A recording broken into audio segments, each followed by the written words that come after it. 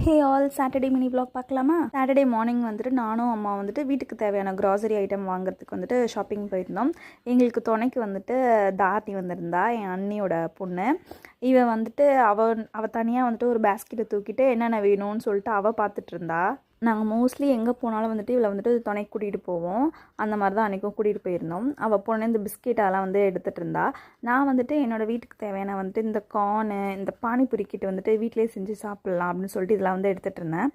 அம்மா வந்துட்டு வீட்டுக்கு தேவையான பொருட்கள்லாம் வந்துட்டு எடுத்துகிட்டு இருந்தாங்க. நானும் வந்துட்டு அப்படியே கொஞ்சம் வீட்டுக்கு தேவையான ஸ்நாக்ஸ்லாம் கொஞ்சம் எடுத்துகிட்டு இருந்தேன். அதுக்கப்புறம் அம்மா வந்துட்டு மிச்ச பொருள்லாம் வந்து வாங்கிட்டு இருந்தாங்க. பக்கத்தில் வந்துட்டு இந்த ஸ்டோரி புக்ஸ்லாம் வந்து வச்சுட்டு இருந்தாங்க.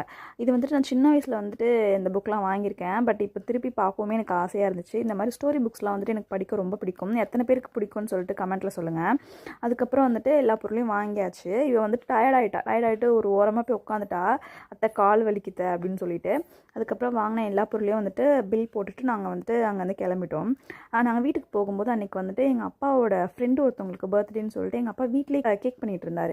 இந்த மாதிரி வெளியில் வந்துட்டு அந்த க்ரீம்லாம் போட்டு ரொம்ப அன்ஹெல்தியாக இருக்குன்னு சொல்லிட்டு வீட்லேயே வந்துட்டு கோதுமை, அதுக்கப்புறம் வந்துட்டு கொக்கோ பவுட்ரு, அதுக்கப்புறம் வந்துட்டு இன்னும் ராகின்னு நினைக்கிறேன், அதெல்லாம் போட்டு வந்துட்டு ஒரு ஹெல்த்தியான ஒரு கேக் பண்ணார்.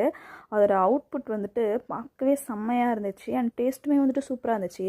நம்ம வெளியில் காசு கொடுத்து ஒரு அன்ஹெல்தியாக சாப்பிட்றதுக்கு நம்ம வீட்டிலே வந்துட்டு இந்த மாதிரி செஞ்சு சாப்பிட்றலாம். நீங்களும் வந்துட்டு இந்த மாதிரி ஹோம்மேட் கேக் வந்து ட்ரை பண்ணி சாப்பிடுங்க. அண்ட் இந்த வீடியோ பிடிச்சிச்சுன்னா அப்படியே நம்ம சேனலை வந்துட்டு லைக் அண்ட் சப்ஸ்கிரைப் பண்ணிடுங்க.